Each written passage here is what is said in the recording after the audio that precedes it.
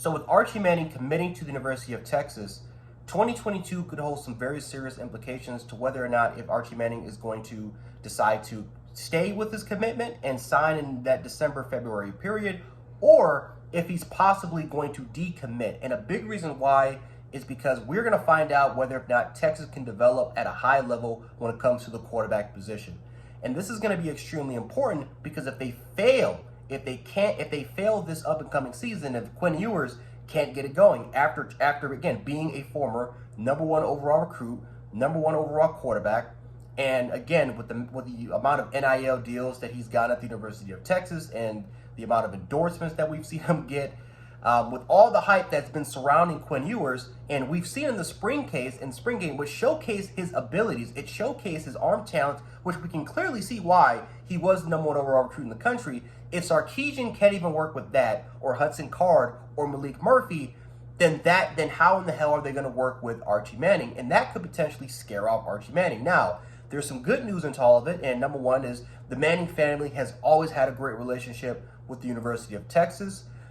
They've had a great relationship with Steve Sarkisian. They ultimately believe that Archie Manning and Steve Sarkisian is a perfect match and that Sarkisian can develop based off of his track record, which Steve Sarkisian has had a tremendous track record of working with quarterbacks, and pretty much, from every school that he's been at, he's been extremely successful. Even with Casey Thompson, who was hurt halfway through the season, Casey Thompson still led. I believe that he still led the Big 12 in touchdown passes, and he was one of the more efficient quarterbacks in that particular conference. So even worst case scenario, Casey Thompson, quarterbacks under Steve Sarkisian still are successful, and that's worst case scenario with being Casey Thompson. So for the most part, with Archie Manning and the amount of talent that this kid has, there's no question that the Manning family had the utmost confidence that that for the most part Archie could be developed and get ready for the NFL. And that's honestly the most important part, right? Georgia fans, Bama fans,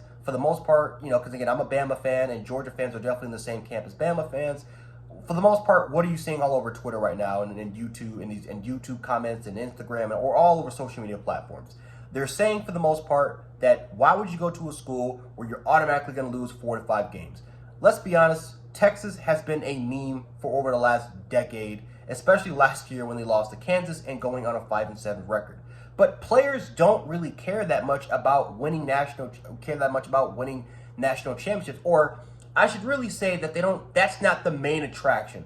Just because Alabama won a national championship doesn't really mean that it's automatically going to be okay. They won a national championship, I have to go here. No, they're going to go to a place where they believe, number one, which program could get them to the NFL, which player can develop them and get them ready for the NFL, and which place do they feel the most comfortable in? Which coaching staff do they trust the most with their life for the next 3 to 4 years, right? There's a lot of other different factors going into it.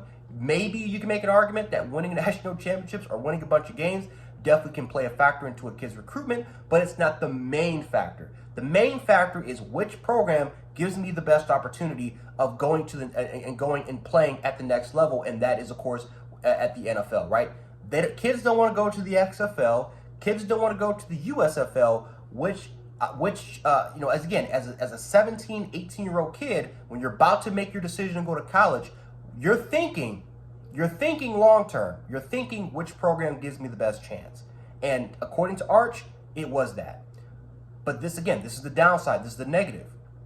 What happens if Quinn Ewers doesn't pan out?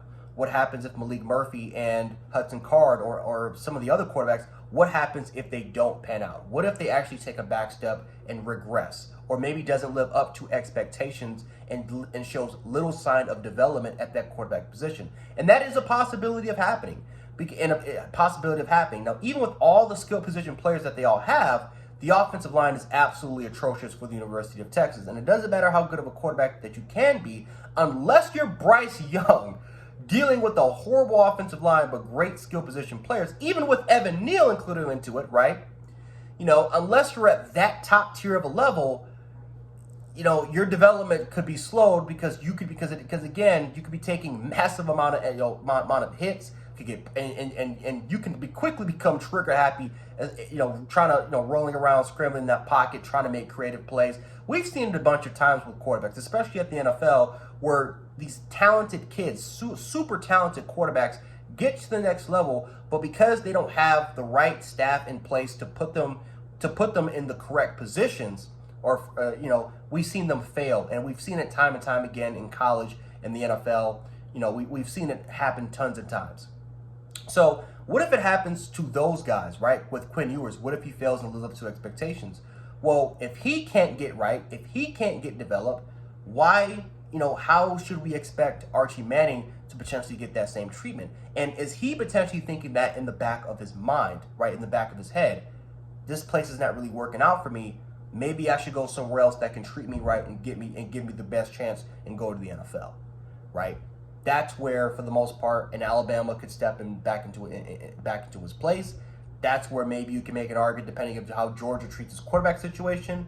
Maybe they can get back into the race, or maybe some other schools, maybe like a USC, or maybe somewhere else can get into the mix. But I will say this, for the University of Texas, it does make sense why he went and committed to them.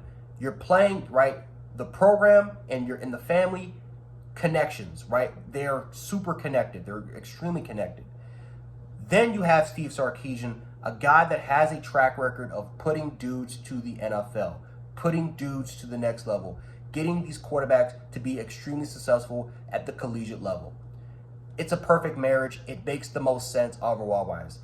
I'm a Bama fan.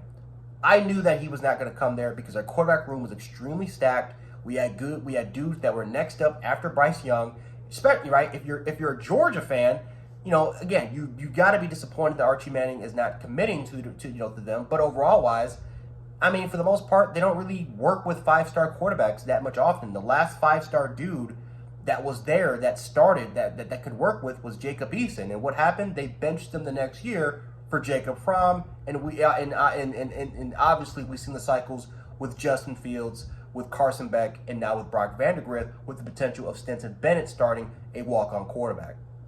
So a lot of those top options for Archie Manning was already ruled out, and which leaving the possibility of Texas. And this was probably months prior to Archie Manning making this decision. So overall wise, this up and coming season could hold some implications, but at the same time, even if the quarterbacks are not really showing any progression of development, it still could mean that Archie Manning still would go to the University of Texas, because that family tie, that family connection, and the overall confidence in Steve Sarkisian is already there. Plus, if Quinn Ewers doesn't really work out for them, and if Archie Manning steps into campus next year, he could start as a freshman in 2023, and Texas could have a much better roster, because that's when you might see those recruiting classes really start to step in their form as they get older and have a lot more experience. But there's no question, just overall wise, the development, not just from the quarterback position, but from other particular areas, it is going to matter a little bit. It is definitely going to play into a factor, into not just Archie Manning's decision at the end of the day, but into other kids' decisions at the end of the day, whether or not if they should commit to Texas. Because development it's a big factor in these kids. And these kids do watch college games. And if they feel like this place is not the right place for them to get to the next level, then they could go elsewhere. But let me know your thoughts. Do you feel like I'm kind of making a little bit of sense, or just kind of rambling on a little bit? Let me know your thoughts in the comment section. And like I said, we can definitely have a conversation about this. Very, very huge. And once again, congratulations to Texas.